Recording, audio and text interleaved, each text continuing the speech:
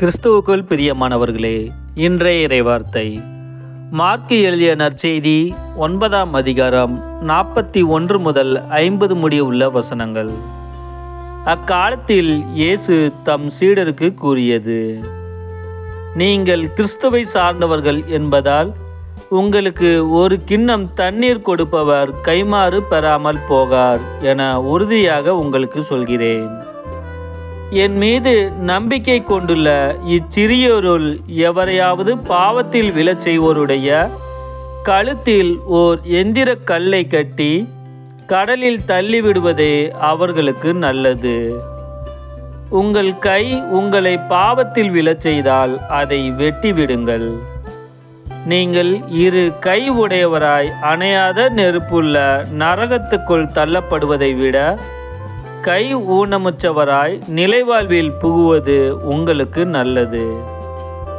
உங்கள் கால் உங்களை பாவத்தில் விழச் செய்தால் அதை வெட்டிவிடுங்கள்.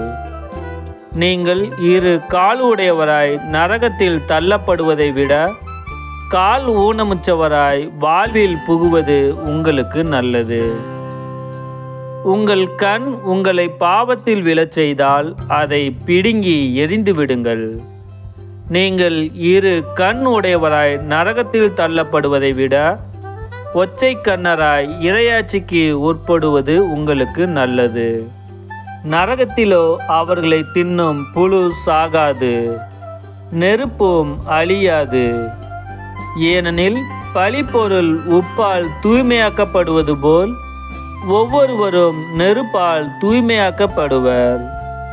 உப்பு நல்லது, ஆனால் அது ஓர்பற்று போனால் எதை கொண்டு அதை ஓர்ப்புள்ளதாக்குவீர்கள்? நீங்கள் உப்பின் தன்மை கொண்டிருங்கள். ஒருவரோடு ஒருவர் அமைதியுடன் வாழுங்கள்.